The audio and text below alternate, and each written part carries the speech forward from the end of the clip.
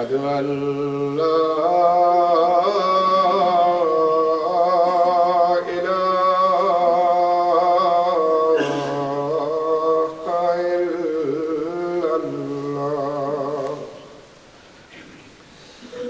أشهد أن محمدا رسول الله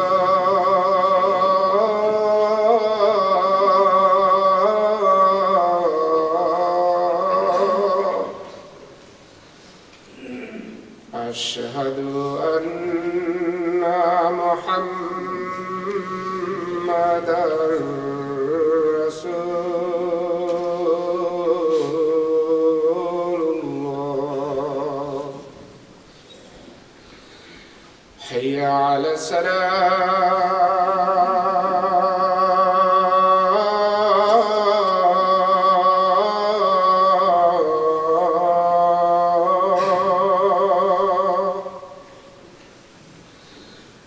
حي على السلام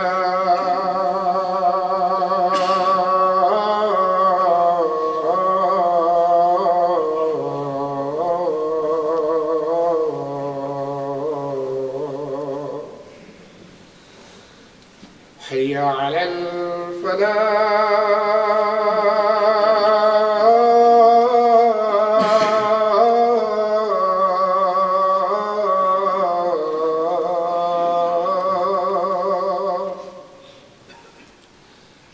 حي على الفلاح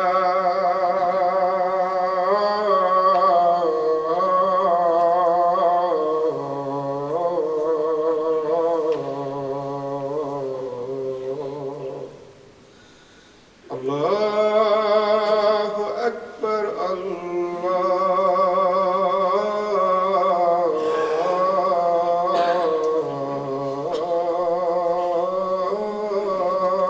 أكبر لا إله إلا الله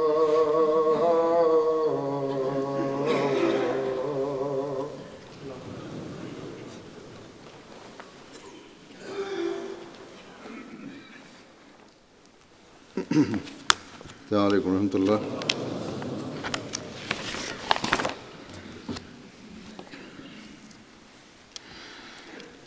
أشهد أن لا إله إلا الله وحده لا شريك له وأشهد أن محمدا عبده ورسوله. أما بعد فأعوذ بالله من الشيطان الرجيم. بسم الله الرحمن الرحيم. الحمد لله رب العالمين الرحمن الرحيم مالك يوم الدين. إياك نعبد وإياك نستعين. اهدنا الصراط المستقيم صراط الذين أنعمت عليهم غير المغضوب عليهم ولا الضالين. ادع إلى سبيل ربك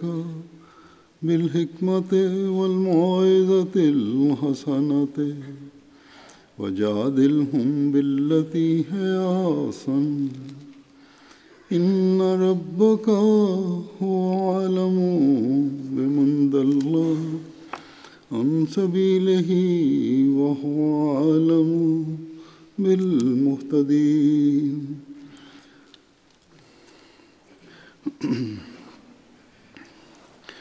इस आयत का ये तर्जुमा है कि अपने रब के रास्ते की तरफ हिकमत के साथ اور اچھی نصیحت کے ساتھ دعوت دے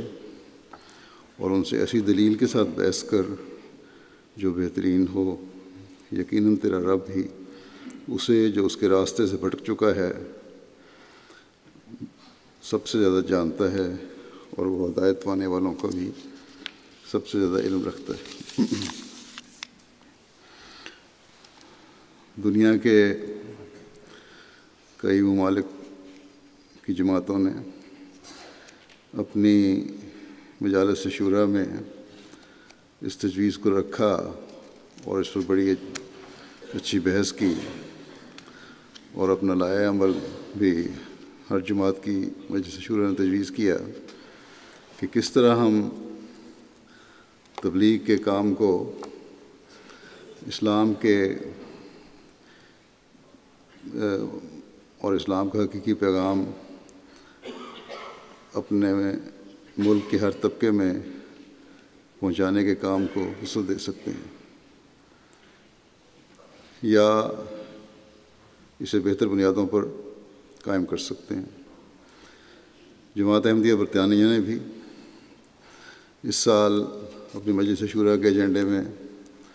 اس تجویز کو رکھا ہوا تھا۔ اس پر مجلس شورا نے بڑی سیر حاصل بحث کی اور بحث کر کے اپنا لائحہ عمل تجویز کر کے مجھے منظوری کے لیے بھجوایا۔ لیکن ہمیں ہمیشہ یاد رکھنا چاہیے کہ چاہے یہ تبلیغ کے کام کے لیے منصوبہ بندی ہے یا کسی اور کام کی منصوبہ بندی، مجلس شورا جب کوئی بھی منصوبہ بندی کرتی ہے مختلف آراء ممبران شورا کی سامنے آتی ہیں اور پھر ایک رائے قائم ہوتی ہے، یا ممبران کی اکثریت کی ایک رائے قائم ہوتی ہے، اور پھر اس پر عمل درآمد کرنے کے لیے ایک لائحہ عمل تجویز ہو کر خلیفہ وقت کے پاس منظوری کے لیے بھیجایا جاتا ہے، اور جب منظوری ہو جاتی ہے تو اس پر اپنی تمام تر صلاحیتوں اور طاقتوں کے ساتھ عمل درآمد کروانا اور کرنا ممبران مجلس شورا کی بھی ذمہ داری ہے، اور ہر سطح کے جماعتی عہدیداران کی بھی ذمہ داری ہے۔ بس یہ تجویز جو تبلیغ کے کام کو بہتر کرنے یا اسے وسعت دینے کے لیے مجلس شورا برطانیہ میں زیر بحث آئی اور اس پر فیصلے ہوئے، یا دنیا کے کسی بھی ملک میں اس پر مشورے ہوئے اور خلیفہ وقت سے منظوری کے بعد عمل درآمد کے لیے جماعتوں کو بھجوائے گئے، اس پر عمل درآمد کرنے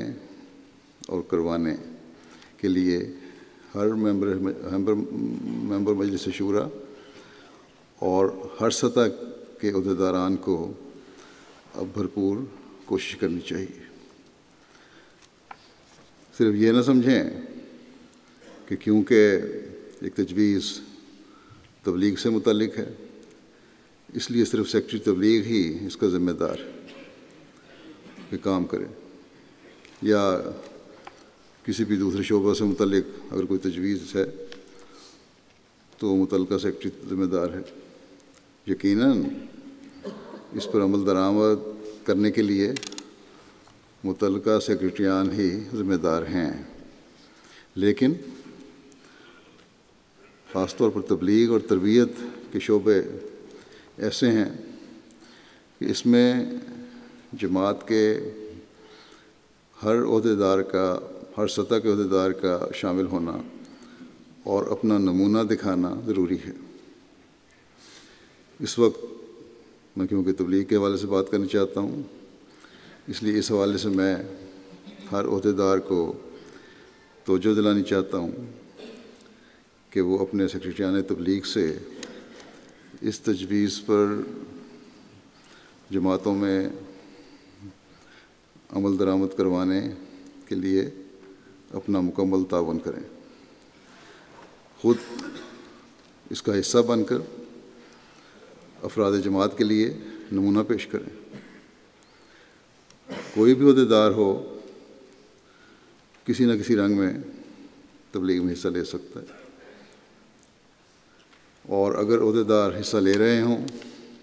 تو افراد جماعت کے سامنے نمونے قائم ہو رہے ہوں گے، اور بہت سے ایسے احمدی ایسے ہوں گے جو بغیر کہے، بغیر خاص توجہ دلائے، خود بخود ان نمونوں کو دیکھ کر اصلاح عمل کو پورا کرنے کے لیے اسلام کا حقیقی پیغام پہنچانے کی کوشش میں شامل ہو جائیں گے۔ بعض سیکرٹریان کے پاس ویسے بھی اپنے شعبے کا اتنا کام نہیں ہوتا، وہ زیادہ وقت بھی دے سکتے ہیں، صرف نیت اور ارادے کی ضرورت ہے۔ بہرحال نیشنل سیکرٹری تبلیغ کا کام ہے کہ جو لائحہ عمل بھی بنایا گیا ہے یہ ہر مقامی جماعت کے سیکرٹری تبلیغ تک پہنچنا چاہیے، اور پھر اس بات کو بھی یقینی بنائیں کہ جماعت کے ہر فرد تک افراد جماعت سے متعلقہ حصہ جو ہے اصلاح عمل کا، وہ جو حصہ انتظامی نہیں ہے بلکہ افراد سے تعلق رکھتا ہے، وہ پہنچ جائے۔ لیکن سب سے بڑھ کر یہ جو آیت میں نے تلاوت کی ہے، اس میں اللہ تعالیٰ نے جو ہماری رہنمائی فرمائی ہے اسے سمجھیں، اور اس کے مطابق ہر سیکرٹری تبلیغ عمل کرے، ہر عہدیدار عمل کرے، داعیان خصوصی عمل کریں۔ داعیان خصوصی کا میں نے خاص طور پر ذکر کیا ہے کہ ان لوگوں نے خود اپنے آپ کو پیش کیا ہے کہ ہم باقی افراد جماعت کی نسبت زیادہ وقت تبلیغ کے لیے دیں گے، اپنا وقت بھی اگر دیں اور علم بھی ہو، لیکن ان باتوں کی توجہ نہیں جو اللہ تعالیٰ نے بیان فرمائی ہیں، تو پھر اس میں وہ برکت نہیں پڑ سکتی، بہتر نتائج نہیں نکالے جا سکتے جو نکل سکتے ہیں۔ بہرحال اللہ تعالیٰ نے جس بات کی طرف توجہ دلائی ہے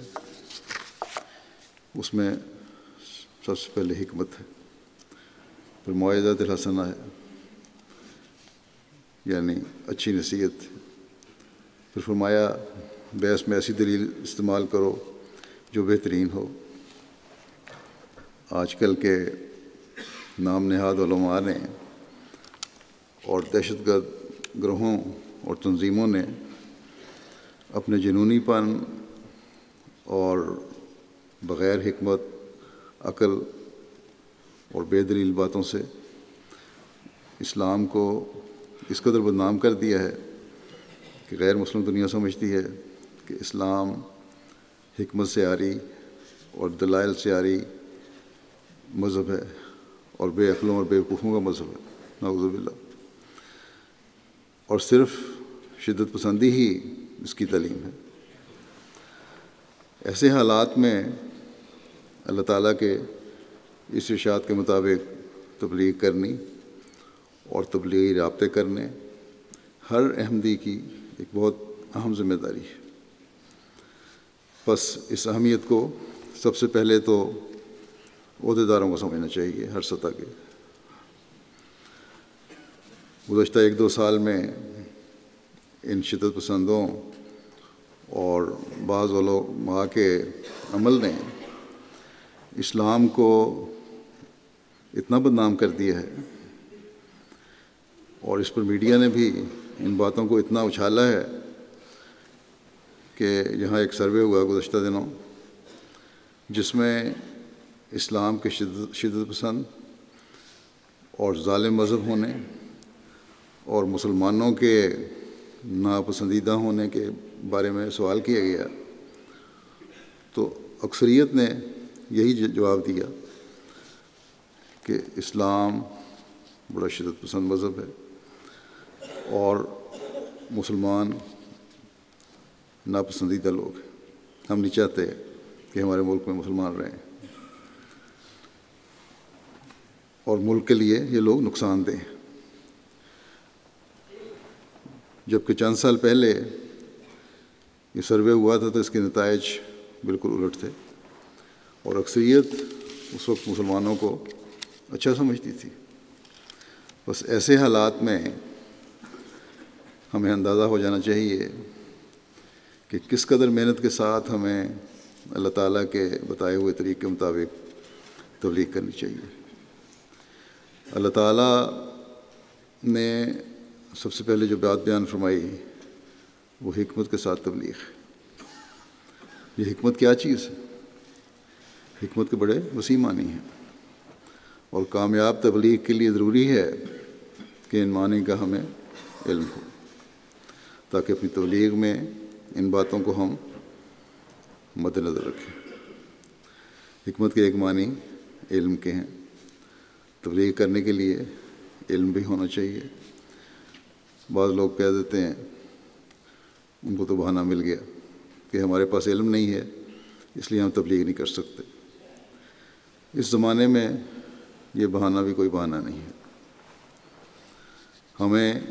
علمی لحاظ سے حضرت مسیح موعود علیہ السلام نے ایسے دلائل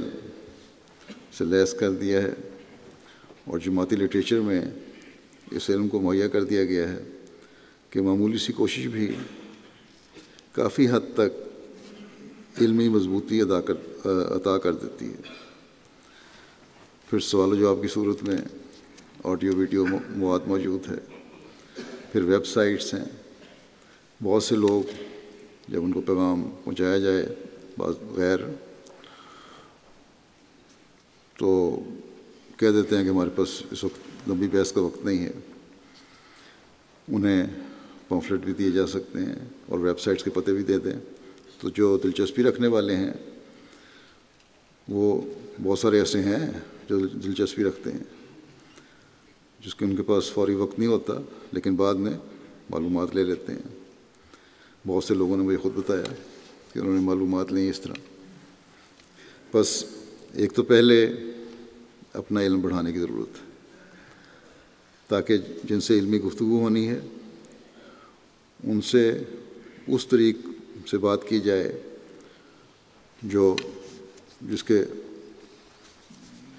جس معیار پر اترتے ہیں. دوسرے یہ پتہ ہونا چاہیے کہ اس وقت ہمارے لٹریچر اور ویب سائٹ میں کہاں یہ علمی جواب اور مواد میسر ہے. مختلف مذاہب سے تعلق رکھنے والوں سے اور خدا تعالیٰ کے وجود کے انکار کرنے والوں سے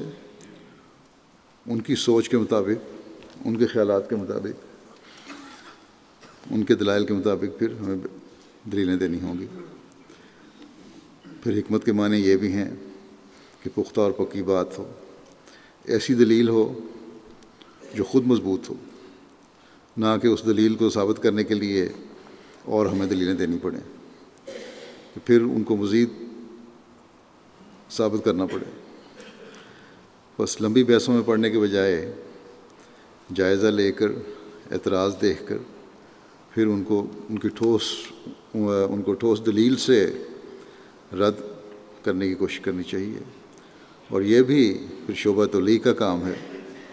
کہ اپنے حالات کے مطابق ایسے اعتراض اور ان کے رد کی دلیلیں یکجا کر کے ایک جگہ جمع کر کے پھر جماعتوں کو مہیا کریں تاکہ زیادہ سے زیادہ لوگوں کو علمی اور ٹھوس اور پختہ دلیلیں اعتراضوں کے رد کی میسر ہو سکیں. پھر حکمت کا ایک مطلب عدل بھی ہے. ایسے اعتراض نہیں کرنے چاہیے دوسرے پہ اگر بحث ہو رہی ہے جو الٹ کر ہم پر بھی پڑ سکتے ہیں. اللہ تعالیٰ کے فضل سے جماعت احمدیہ میں حضرت مسیح موعود علیہ السلام کی تربیت اور لٹریچر کی وجہ سے،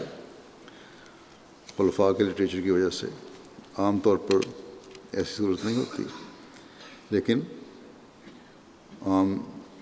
دوسرے مسلمان جو ہیں یا دوسرے مذہب کے لوگ جو ہیں ان میں یہ نظر آ جاتی بات، مسلمان جو ہمارے خلاف ہیں حضرت مسیح موعود علیہ السلام پر ایسے اعتراض کر دیتے ہیں جو باقی انبیاء پر بھی پڑ سکتے ہیں۔ بڑے بڑے بعض لوگ ہیں جو اپنے زوم میں عالم سمجھتے ہیں اپنے آپ کو، ایسے اعتراض حضرت مسیح موعود علیہ السلام پر کرتے ہیں جو دوسرے انبیاء پر بھی پڑھتے ہیں۔ بس اس بارے میں بھی شعبہ تبلیغ کو یہ اعتراض اور جواب اکٹھے کرنے چاہیے اور مہیا کرنے چاہیے جماعتوں کو۔ اور یہ حضرت مسیح موعود علیہ السلام کے زمانے سے ہو رہی ہیں باتیں کہ اعتراض کیے جاتے ہیں وہ حضرت مسیح علیہ السلام پر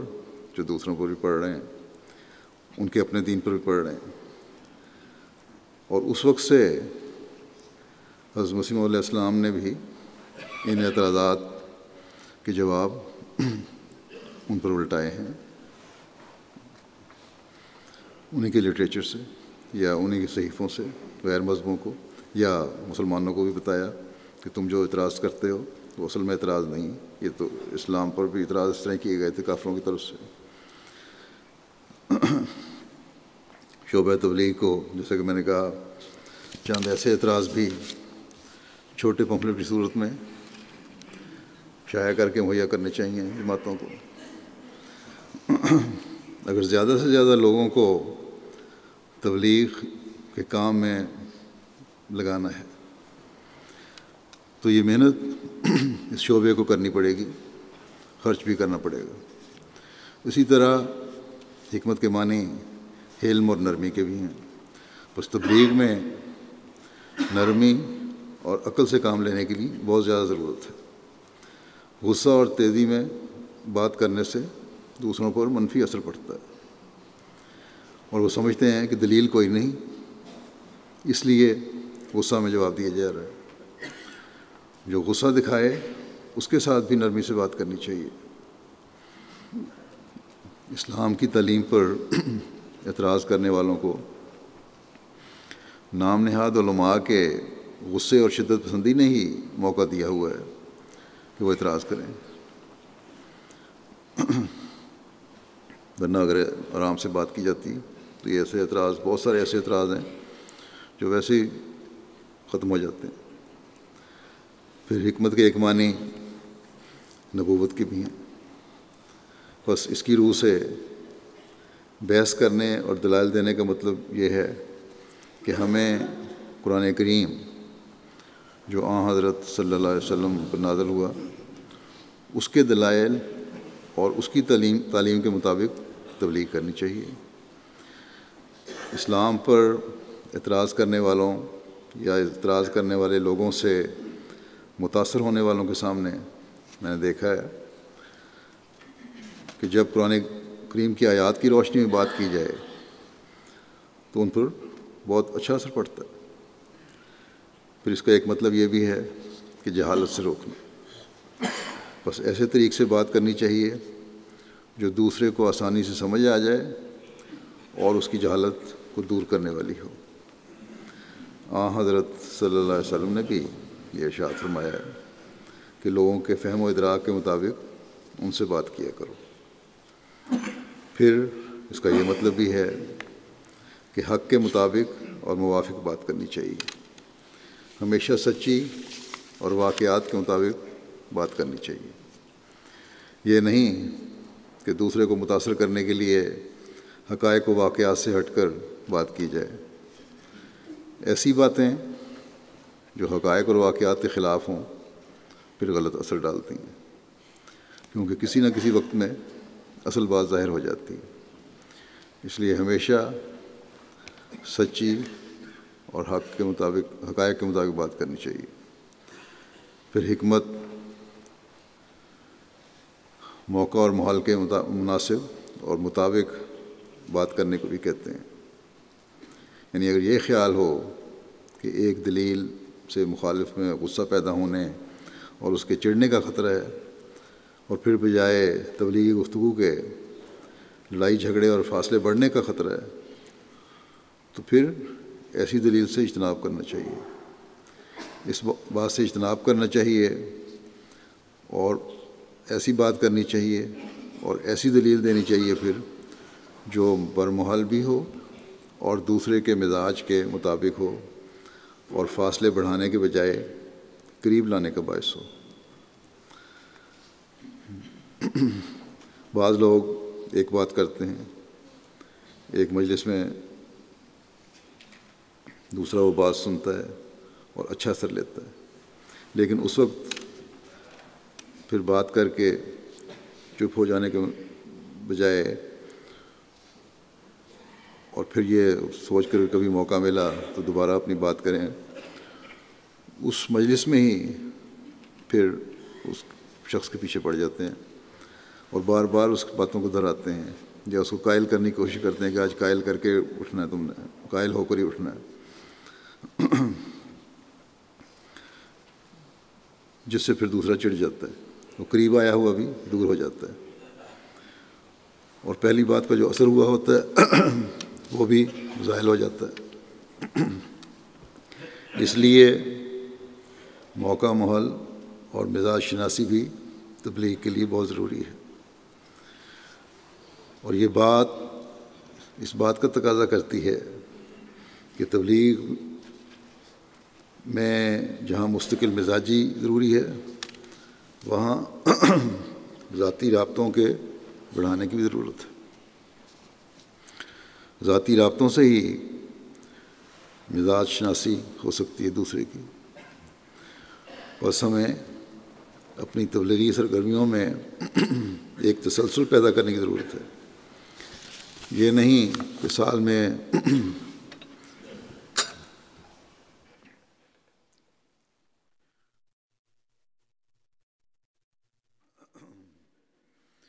ایک یا دو دفعہ عشرہ تربیت منا لیا، عشرہ تبلیغ منا لیا،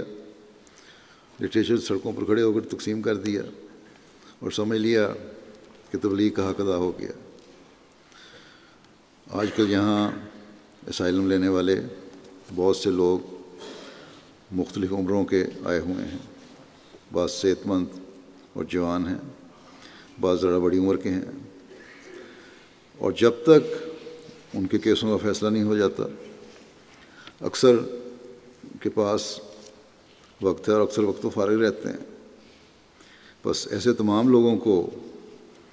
اپنی صحت و عمر کے لحاظ سے تبلیغ کے لیے اپنے آپ کو پیش کرنا چاہیے، لٹریچر تقسیم کرنے کے لیے کم یا زیادہ وقت دینا چاہیے، زبان نہیں آتی تو لٹریچر لے جائیں، کیسٹس لے جائیں، اگر سڑکوں پر لٹریچر تقسیم کرنا ہے تو پھر مستقل پروگرام ایک رہنا چاہیے تقسیم کا، اور یہ اسائلم لینے والے اس کے لیے استعمال ہو سکتے ہیں، ثواب بھی ہے، نیکی بھی ہے، اور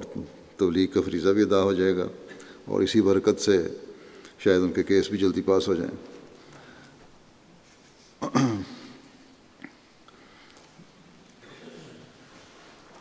بہرحال مستقل تبلیغ کے لیے یہ ہدایات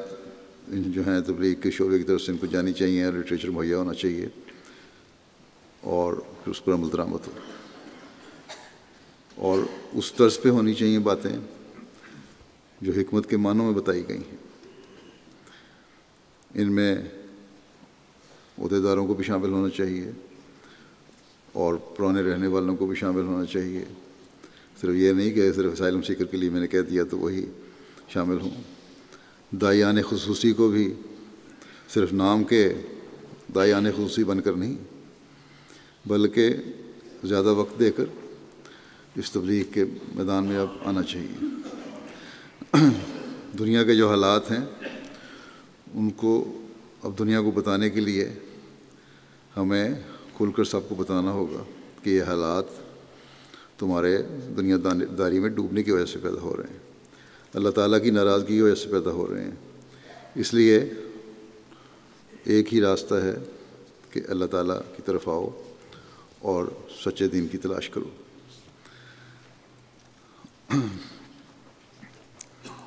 موعظۃ الحسنہ کا جو تبلیغ کا حکم ہے وہ حکمت سے تبلیغ کے معنوں میں بھی آ گیا، یعنی نرمی اور دل پر اثر کرنے والے انداز میں تبلیغ کی جائے۔ بس اللہ تعالیٰ نے حکمت اور اچھی نصیحت اور ٹھوس دلیل کے ساتھ جو تبلیغ کا حکم دیا ہے اس کے مطابق چلنا ہمارا کام ہے، اور مستقل مزاجی کے ساتھ اسے کرتے چلے جانا ہمارا کام ہے۔ اس کے نتائج اللہ نے فرمایا کہ میں نے پیدا کرنے ہیں۔ کس نے گمراہی میں بھٹکتے رہنا ہے اور کس نے ہدایت پانی ہے، یہ باتیں اللہ تعالیٰ کے علم میں ہیں۔ ایک دوسری جگہ یہ بھی فرمایا کہ تم زبردستی کسی کو ہدایت نہیں دے سکتے۔ ہاں، تمہارا کام تبلیغ کرنا ہے، پیغام پہنچانا ہے، حق کی پیغام دنیا کے ہر شخص تک پہنچانا ہے، اسلام کی خوبیوں اور خوبصورت تعلیم کو دوسروں پر ظاہر کرنا ہے، وہ کیے جاؤ۔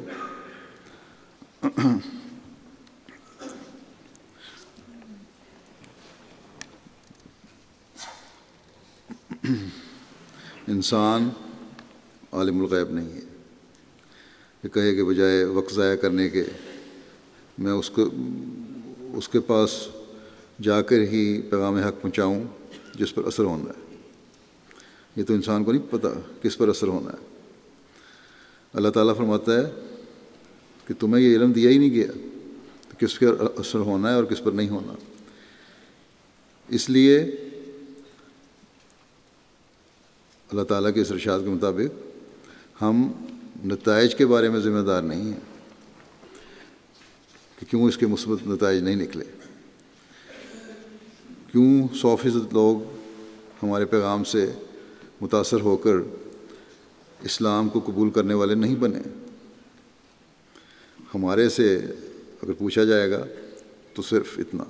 جو اللہ تعالیٰ نے ہم سے پوچھنا ہے کہ کیا ہم نے پیغام پہنچایا، یا پھر کیوں ہم نے اپنا تبلیغ کا فریضہ ادا نہیں کیا، اور کیوں اللہ تعالیٰ کی ہدایت پر عمل کرتے ہوئے نہیں کیا۔ کس نے ہدایت پانی ہے اور کس نے ہدایت نہیں پانی، یہ صرف اللہ تعالیٰ کے علم میں ہے۔ اگر ہم اپنا فرض پورا کر رہے ہیں تو دنیا کم از کم اللہ تعالیٰ کو یہ نہیں کہہ سکتی مرنے کے بعد کہ ہمیں تو اسلام کا پیغام ملا ہی نہیں تھا۔ تو اس میں ہمارا کیا قصور ہے اگر ہمیں اسلام کا پیغام نہیں ملا؟ بعض لوگ پیغام سنتے ہیں، سمجھتے ہیں، لیکن پھر بدقسمتی سے کوئی روگ ان کے آڑے آ جاتی ہے اور قبول نہیں کرتے۔ ابھی 2 دن پہلے ہی یورپ کے ایک ملک کے مبلغ نے مجھے لکھا کہ فلاں صاحب جو آپ کو ملے تھے جرمنی میں، جلسے پر بھی شامل ہوئے تھے، تبلیغ اور پورے ماحول کا اس پر بہت اچھا اثر ہے، کئی دفعہ بیعت کرنے کا اس نے ارادہ کیا ہے، پھر کوئی روک آڑے آ جاتی ہے۔ اب یہ تو اللہ تعالیٰ کو پتہ ہے کہ اسے قبولیت کی توفیق ملنی ہے یا نہیں ملنی، لیکن ہم نے بہرحال اپنا فرض پورا کر دیا، اسے اسلام کی حقیقی تعلیم سے روشناس کروا دیا۔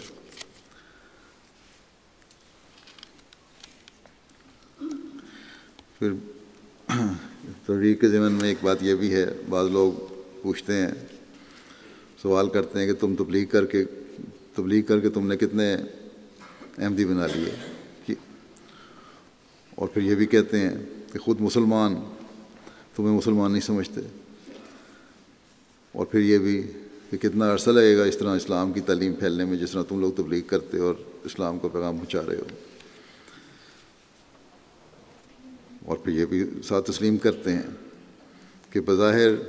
تمہاری باتیں عقل اور حکمت والی بھی ہیں. مجھ سے بھی کئی لوگوں نے پوچھا اور پوچھتے ہیں مختلف جگہوں پر. ابھی جرمنی کے سفر میں بھی ایک جرنلسٹ نے پوچھا تھا، تو یہی جواب ہمارا ہوتا ہے ہمیشہ کہ ہمیں تبلیغ کرنے کا، پیغام پہنچانے کا حکم ہے. اس سے ہم پیچھے ہٹنے والے نہیں، اور نہ ہم نے ہٹنا ہے. ہم اپنا کام کیے جائیں گے. کس نے ہدایت پانی ہے اور کس نے نہیں پانی، یہ تو اللہ تعالیٰ کو پتہ ہے. ہمارے اس پر جو کام ہے وہ ہم نے کرنا ہے. لیکن ساتھ ہی یہ بھی ہے اللہ تعالیٰ کا وعدہ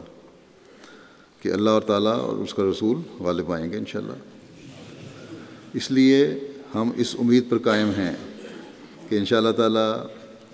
ایک دن اکثریت ہماری ہو جائے گی. حضرت مسیح موعود علیہ السلام نے بھی اس آیت کی وضاحت میں جو میں نے تلاوت کی تھی بعض جگہ ارشادات فرمائے ہیں، اپنے بارے میں بیان فرماتے ہوئے کہ کس طرح بعض اوقات مخالفین اسلام نے آپ کے جذبات کو انگیخت کرنے کی کوشش کی، لیکن اس کے باوجود آپ نے اس آیت پر عمل کرتے ہوئے کس طرح امن کو برباد ہونے اور جھگڑے کو بڑھانے سے روکنے کے لیے اپنا رویہ دکھایا. چنانچہ آپ اپنی کتاب میں تعریف فرماتے ہیں کہ خدا جانتا ہے کہ کبھی ہم نے جواب کے وقت نرمی اور آہستگی کو ہاتھ سے نہیں دیا. یعنی یہ نہیں کبھی ہوا کہ نرمی اور نرم زبان کو چھوڑیں، اور ہمیشہ نرم اور ملائم الفاظ سے کام لیا ہے. فرمایا کہ بجوز اس صورت کے کہ بعض اوقات مخالفوں کی طرف سے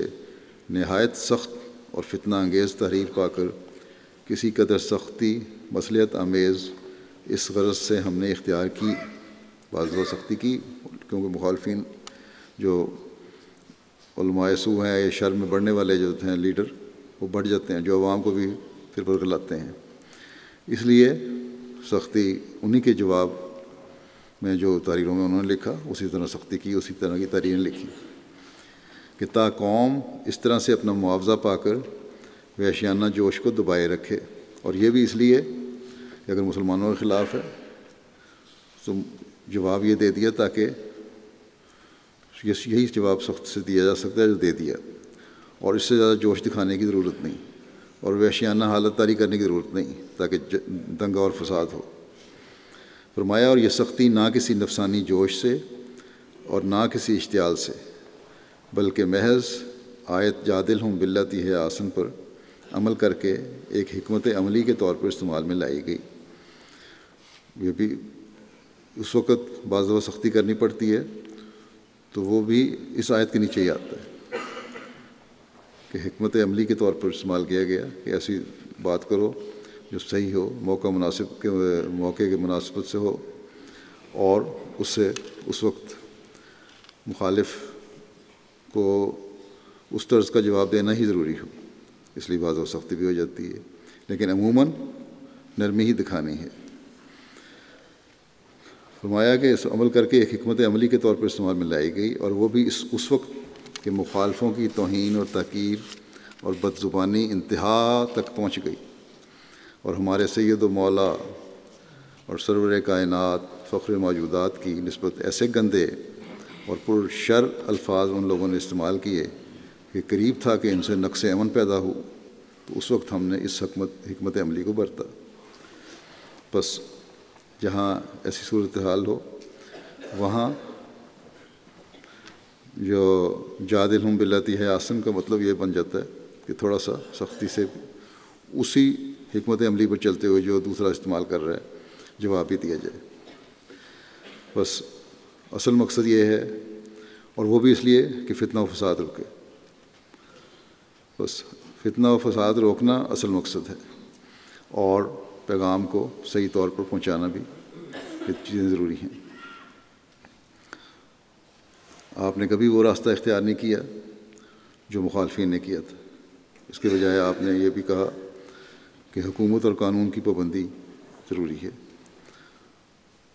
اور فساد پھیلنے سے روکنے کے لیے دلائل سے ہی آپ نے بات کی اور قانون کی مدد لی، اور بہرحال جہاں غیرت دکھانا ضروری ہے وہاں آپ نے غیرت بھی دکھائی۔ ایک اور جگہ آپ فرماتے ہیں کہ آیت جادلہم باللتی ہے احسن کا یہ منشا نہیں ہے کہ ہم اس قدر نرمی کریں کہ مداح نہ کر کے خلاف واقعہ بات کی تصدیق کر لیں۔ کیا ہم ایسے شخص کو جو خدائی کا دعویٰ کرے اور ہمارے رسول کو پیشگوئی کے طور پر کذاب قرار دے نعوذ باللہ، اور حضرت موسیٰ کا نام ڈاکو رکھے، راست باز کہہ سکتے ہیں؟ کیا ایسا کرنا مجادلہ حسنہ ہے؟ ہرگز نہیں، بلکہ منافقانہ سیرت اور بے ایمانی کا ایک شعبہ ہے۔ بس ان چیزوں کو بھی فرق ہمیشہ ہمیں اپنے سامنے رکھنا چاہیے کہ مداحنت نہ ہو جائے کہ اس لیے کہ ہم نے تبلیغ کرنی ہے، اگلے کو بات سنانی ہے، تو اس حد تک ہم چلے جائیں کہ غیرت ہی بالکل ختم ہو جائے۔ ہاں، ایک حد تک جھگڑا اور فساد نہیں کرنا، لیکن ایک حد تک بعض دفعہ انہی کے الفاظ کو ان پر للٹانا بھی پڑتا ہے۔ بس جہاں حد سے زیادہ مخالفین اعتراض میں بڑھ جائیں یا باتیں ان کی ایسی ہو جائیں کہ جو حد سے زیادہ دریدہ دہنی اور گندے الفاظ ہوں، وہاں بعض دفعہ فتنے کو روکنے کے لیے جواب دینا پڑتا ہے۔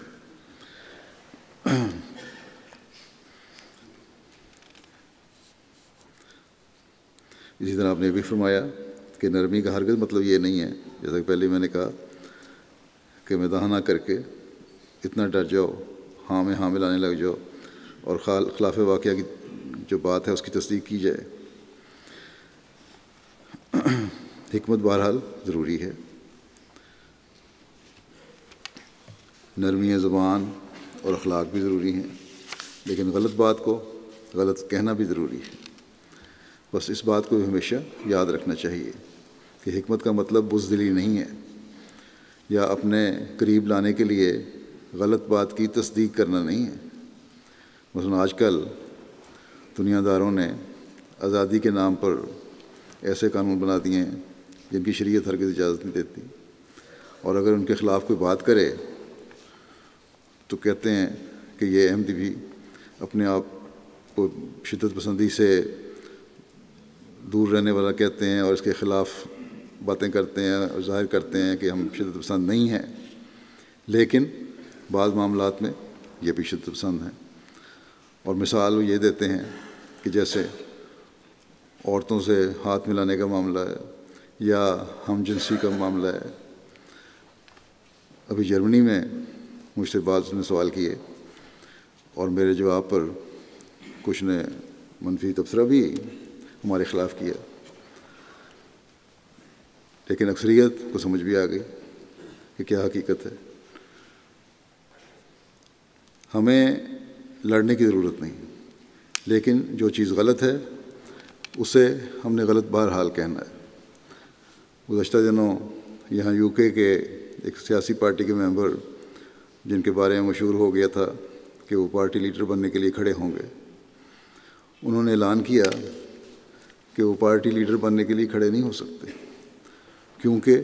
ایک تو وہ ہم جنسی کے خلاف ہیں اور دوسرے ابارشن کے خلاف ہیں، اور یہ دونوں باتیں ایسی ہیں کہ ان کے خلاف انہوں نے کہا کہ ہمارے معاشرے میں سننے کی گنجائش ہی نہیں ہے۔ جہاں تک ہم جنسی کا سوال ہے، قرآن بھی اور بائبل بھی قومی طور پر برائی کرنے والوں کو اللہ تعالیٰ کی طرف سے سزا کا اس میں ذکر ہے دونوں کتابوں میں، لیکن ابارشن بعض حالات میں ہم تو جائز سمجھتے ہیں، لیکن بہرحال ان کا اپنا نظریہ تھا کہ وہ نہیں سمجھتے۔ اسی طرح ایک اور سیاسی پارٹی کے لیڈر نے اپنی کچھ چند مہینے ہوئے اپنی پارٹی کی سربراہی سے اس لیے استعفیٰ دے دیا کہ وہ ہم جنسی کے خلاف تھے، اور انہوں نے کہا کہ اس وجہ سے میں اپنے ایمان اور سیاست کے درمیان تقسیم ہو کے رہ گیا ہوں، اس لیے بہتر ہے کہ میں اپنے ایمان کو بچانے کے لیے پارٹی لیڈرشپ سے علیحدہ ہو جاؤں۔ بس اگر یہ لوگ جو دنیا دار ہیں اور جن کا دین بھی اپنی اصلی حالت میں قائم نہیں ہے، اپنے دنیاوی معاملات کو دین کے لیے قربان کر رہے ہیں اور مداحنت نہیں دکھاتے، بزدلی نہیں دکھاتے، تو پھر ہمیں جو آخری اور ہمیشہ قائم رہنے والی شریعت کو ماننے والے ہیں کس قدر مضبوط ایمان ہونا چاہیے، اور اپنے دنیاوی تعلقات میں اور تبلیغ کے تعلقات میں بھی حکمت کے ساتھ اور ٹھوس دلائل کے ساتھ ان باتوں کو رد کرنا چاہیے، نہ ہی اپنے دنیاوی مفادات کے لیے ان چیزوں سے ڈرنا چاہیے، نہ ہی اس لیے ان کی ہاں میں ہاں ملانی چاہیے کہ ان سے رابطے ختم ہو جائیں گے۔ اگر حکمت سے بات کی جائے تو کوئی رابطے ختم نہیں ہوتے۔ اور پھر دوسرے، اللہ تعالیٰ نے فرما دیا ہے، پہلے بھی ذکر ہو چکا، کہ ہدایت پانے والے کون ہیں یہ مجھے پتہ ہے۔ بس جس کو اللہ تعالیٰ نے ہدایت دینی ہے اس کا دل خود ہی اللہ تعالیٰ کھول بھی دے گا۔ عہدیداروں کو خاص طور پر اس طرف توجہ کرنی چاہیے کہ ان میں نے دیکھا ہے بعض دفعہ بزدلی کا زیادہ اظہار ہو جاتا ہے۔ مخالفت کی کوئی پرواہ نہیں کرنی چاہیے، مخالفت تو تبلیغ کے راستے کھولتی ہے۔ حضرت مسیح موعود علیہ الصلوۃ والسلام ایک جگہ فرماتے ہیں کہ جس قدر زور سے باطل حق کی مخالفت کرتا ہے اسی قدر حق کی قوت اور طاقت تیز ہوتی ہے۔ فرمایا ذمہ داروں میں بھی یہ بات مشہور ہے کہ جتنا جیٹھ ہاڑ تپتا ہے اسی قدر ساون میں بارش زیادہ ہوتی ہے، یعنی جس قدر گرمی زیادہ ہوتی ہے مئی جون میں، اتنی برسات کے موسم میں، مونسون جب آتی ہے جولائی اگست ستمبر میں، تو برسات بھی اور بارشیں بھی زیادہ ہوتی ہیں۔ فرمایا یہ قدرتی نظارہ ہے، حق کی جس قدر زور سے مخالفت ہو اسی قدر وہ چمکتا ہے اور اپنی شوکت دکھاتا ہے۔ فرمایا کہ ہم نے خود آزما کر دیکھا ہے، جہاں جہاں ہماری نسبت زیادہ شور و غل ہوا ہے وہاں ایک جماعت تیار ہو گئی ہے، اور جہاں لوگ اس بات کو سن کر خاموش ہو جاتے ہیں وہاں زیادہ ترقی نہیں ہوتی۔ یہ نظارے ہمیں آج بھی نظر آتے ہیں۔ گزشتہ دنوں جرمنی میں الجزائر سے آئے ہوئے وہاں کے ایک بڑے مشہور غیر جماعت سے میری ملاقات ہوئی، ملنے آئے تھے، کہنے لگے کہ اس وقت آپ کی جماعت وہاں بڑی تکلیف میں سے گزر رہی ہے۔ یہ تو صحیح ہے، لیکن جماعت کا تعارف اور تبلیغ جو ہے ملک کے تقریباً تمام حصے میں اس مخالفت کی وجہ سے ہو چکا ہے، اور لوگ جماعت پہ جاننے لگ گئے ہیں۔ کہنے لگے شاید یہ جو اتنا تعارف ہوا ہے یہ 10-20 سال میں بھی نہ ہو سکتا آپ لوگوں سے، جتنا اس مخالفت کی وجہ سے ہوا ہے۔ بس، اور یہ وہاں کے احمدی بھی لکھتے ہیں کہ ذرا بھی بہتر حالات ہوئے تو بہت سارے علاقے ایسے ہیں جہاں لوگ تیار بیٹھے ہیں اب احمدیت قبول کرنے کے لیے۔ بس مخالفتوں یا دنیا والوں کے سے کسی قسم کا خوف نہیں ہونا چاہیے، لیکن ساتھ ہی حکمت بھی ضروری ہے۔ تبلیغ کے لیے یہ بات بھی ضروری ہے کہ انسان کے قول اور فعل میں مطابقت ہو، جو کہتے ہیں اس پر عمل بھی کرنے والے ہوں۔ حکمت کی باتیں بھی تبھی منہ سے نکلتی ہیں اور دوسروں پر اثر کرتی ہیں جب قول اور فعل ایک ہو۔ حضرت مسیح علیہ الصلوۃ والسلام اس طرح توجہ دلاتے ہوئے ایک موقع پر فرماتے ہیں کہ بہت سے مولوی اور علماء کہلا کر ممبروں پر چڑھ کر اپنے تئیں نائب الرسول اور وارث الانبیاء قرار دے کر واز کرتے پھرتے ہیں، کہتے ہیں کہ تکبر نہ کرو، بدکاریوں سے بچو، مگر جو ان کے اپنے اعمال ہیں اور جو ان کی کرتوتیں ہیں وہ خود کرتے ہیں، ان کا اندازہ اس سے کر لو کہ ان باتوں کا اثر تمہارے دلوں پر کہاں تک ہوتا ہے۔ باتوں کا اثر بھی اس وقت ہی ہوگا ہر تبلیغ کرنے والے کا جب وہ اپنے قول و فعل میں برابر ہوگا۔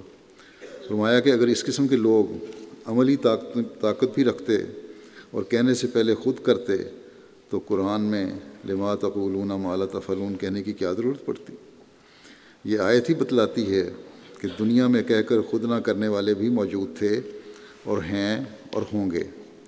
فرمایا تم میری بات سن رکھو اور خوب یاد کر لو کہ اگر انسان کی گفتگو سچے دل سے نہ ہو اور عملی طاقت اس میں نہ ہو تو اثر پذیر نہیں ہوتی۔ اسی سے تو ہمارے نبی کریم صلی اللہ علیہ وسلم کی بڑی صداقت ثابت ہوتی ہے، کیونکہ جو کامیابی اور تاثیر فی القلوب ان کے حصے میں آئی اس کی کوئی نظیر بنی آدم کی تاریخ میں نہیں، اور یہ سب اس لیے ہوا کہ آپ کے قول اور فعل میں پوری مطابقت تھی۔ پھر آپ نے فرمایا کہ یاد رکھو، ہمیں بھی نصیحت فرما دی کہ صرف لفاظی اور لسانی کام نہیں آ سکتی جب تک کہ عمل نہ ہو، اور باتیں عند اللہ کچھ بھی وقت نہیں رکھتی۔ چنانچہ خدا تعالیٰ نے فرمایا ہے کہ کبر مقتن عند اللہ ہے ان تقولوا ما لا تفعلون۔ پھر آپ فرماتے ہیں کہ مومن کو دو رنگی اختیار نہیں کرنی چاہیے، یہ بزدلی اور نفاق اس سے ہمیشہ دور ہوتا ہے۔ ہمیشہ اپنے قول اور فعل کو درست رکھو اور اس میں مطابقت دکھاؤ جیسا کہ صحابہ نے اپنی زندگی میں دکھایا۔ تم بھی ان کے نقش قدم پر چل کر اپنے صدق اور وفا کا نمونہ دکھاؤ۔ پھر ایک جگہ نصیحت کرتے ہوئے آپ فرماتے ہیں کہ اسلام کی حفاظت اور سچائی کے ظاہر کرنے کے لیے سب سے اول تو وہ پہلو ہے کہ تم سچے مسلمانوں کا نمونہ بن کر دکھاؤ، اور دوسرا پہلو یہ ہے کہ اس کی خوبیاں اور کمالات دنیا میں پھیلاؤ۔ پہلے نمونہ بنو، پھر اسلام کی تبلیغ کرو، اس کے کمالات دنیا میں پھیلاؤ۔ پس تبلیغ کے لیے بھی اپنی حالتوں میں پہلے پاک تبدیلیاں پیدا کرنے کی ضرورت ہے۔ ایک سچے مسلمان کا نمونہ جب انسان بن جائے تو پھر سوال ہی نہیں کہ لوگوں کی توجہ پیدا نہ ہو، اس نمونہ دیکھ کر ہی لوگ توجہ پیدا کر دیتے ہیں، اور اس طرح باقاعدہ تبلیغ سے پہلے تبلیغ کے راستے کھلنے شروع ہو جاتے ہیں۔ اللہ تعالیٰ ہمیں اس کے مطابق عمل کرنے کی توفیق عطا فرمائے۔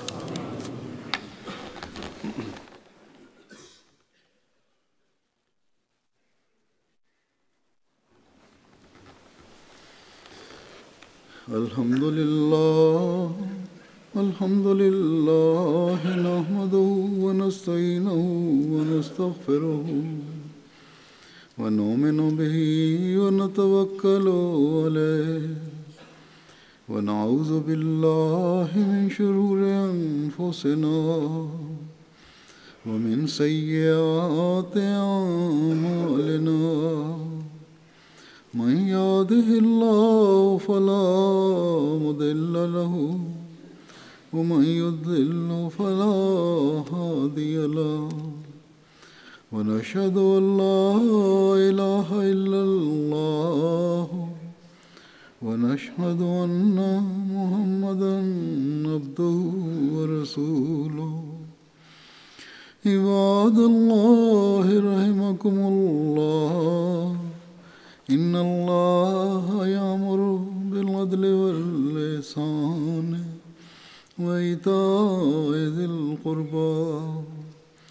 وينهى عن الفحشاء والمنكر والبغي يعظكم لعلكم تذكرون اذكروا الله يذكركم وادعوه يستجب لكم ولذكر الله أكبر